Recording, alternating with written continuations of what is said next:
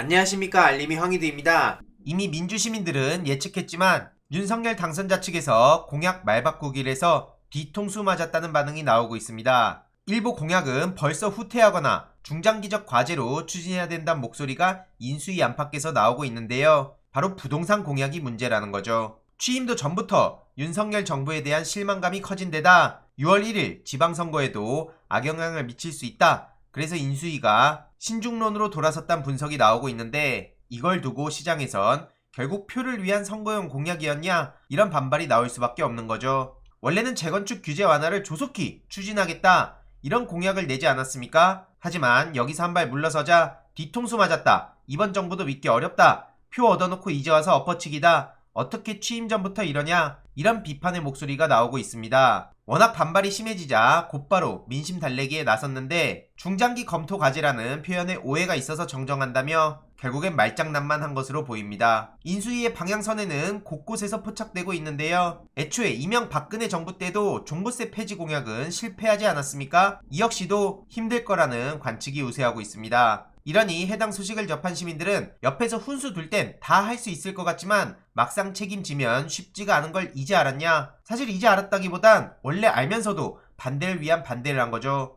밖에서 훈수 두고 모두 까기 하는 거, 대표적으로 친윤 스피커 진중권 같은 사람이 있는데요. 현실적으로 반발짝 혹은 반의 반발짝이라도 사회를 바꿔가는 게 말처럼 쉽지 않다는 건 경험을 해본 분들은 다들 잘 알고 계십니다. 이러니 민주당 고민정 의원은 이기고 나니 생각이 달라졌냐며 이제 태동하려는 정권의 민낯이라고 하기엔 낯뜨겁다, 이렇게 비판을 했죠. 이런 와중에 윤석열 측에선 국민투표 안 된다는 선관위 발언이 월권이라고 자기들 멋대로 발언을 하고 있는데요. 민주당 윤호중 비대위원장은 경우에 따라 국무회의 조정돼야 된다며 검찰 정상화를 반드시 문재인 정부 내 마치겠다고 약속했습니다. 애초에 일개 장관 후보자의 전화 한 통화로 이게 뒤집힌 건 이해할 수 없는 일이고, 국회 선진화법도 완전히 무시하고 위원장석까지 점거하는 있어서는 안 될 폭력적인 사태까지 벌어졌다며 국민의힘을 고발하겠다는 입장까지 전했습니다. 애초에 국민투표라는 건 외교통일, 국방에 관한 국가 안위 관련 중요 사항에 대해서 할 수 있는데, 검찰 수사기소 분리는 여기에 해당되지 않는다는 거고요. 오히려 윤석열 측에서 강행하려는 국방부 청와대 이전,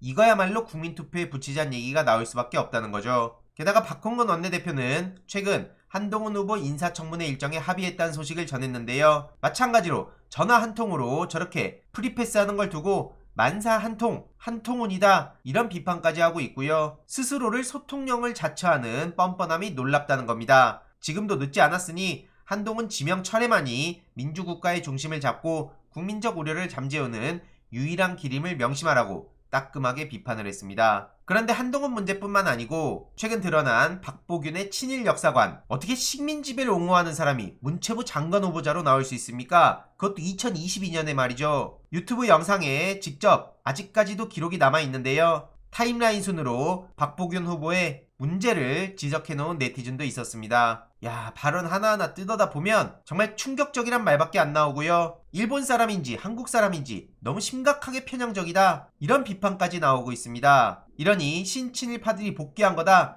친일이 아니라 그냥 일본 사람 아니냐, 왜 한국 문체부 장관 하려고 하냐, 왜 윤석열 측은 죄다 친일파 아니면 비리 천국인지 모르겠다, 이런 목소리까지 나오고 있습니다. 게다가 정호영 후보는 계속 터지고 있죠. 아들 군대 문제도 논란에 또 휩싸였는데요. 오래 걸으면 재발한다더니 군대 4급 판정을 받고 장시간 비행기 타고 도보 일정이 포함된 유럽 여행을 갔다 왔다는 게 드러났습니다. 당시 의사는 장거리 보행 시 통증이 재발할 수 있고 무리한 운동을 하면 증상이 악화돼 수술까지 받아야 된다고 소견을 전했는데 4급 판정받은 지 한 달 만의 일이라 하고요. 다시 말씀드리지만 이재명 조국 자녀들은 얼마나 많은 기사로 비난과 조롱, 모욕 주기를 당했습니까? 이러니 청문 대상이 아니라 수사 대상이다, 검찰은 뭐하고 있냐, 이런 비판까지도 나오고 있고, 정호영 딸은 의사 국시 거부에 서명을 했다는 소식까지 전해졌네요. 당시 집단 이기주의 논란을 낳았던 의사 국시 거부 선언에 동참한 것으로 드러난 거고요. 복지부의 보건의료 정책에 반대해서 의사 국시 거부 서명에 참여한 딸의 아버지가 복지부 장관 후보자에 올랐다는 걸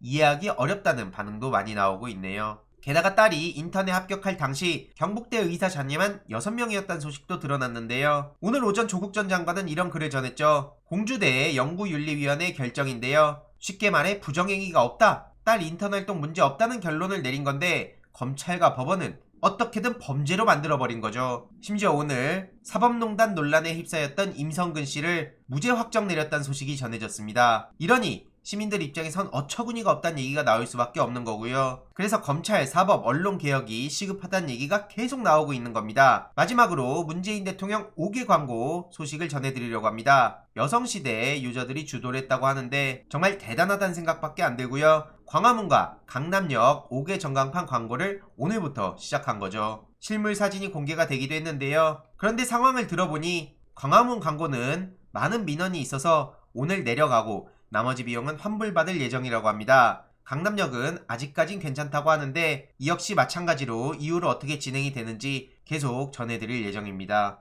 요즘 여시, 덕후 유저들을 보면 실천력이 어마어마하다는 생각이 들고요. 탁현민 비서관도 앞장서서 당당하게 목소리를 내주고 계시죠. 문재인 대통령 퇴임 후에 걸고 넘어지면 물어버리겠다, 행복하셨으면 좋겠다, 이런 입장을 전했고 저 역시도 계속해서 힘을 보태도록 하겠습니다. 추가적인 소식 계속 전해드리도록 하겠습니다. 이번 내용도 유익했다면 구독, 좋아요, 알림 설정, 멤버십 가입 정말 큰 힘이 된다는 점 말씀드리고 싶습니다. 이번 내용도 주위에 널리 공유 부탁드립니다.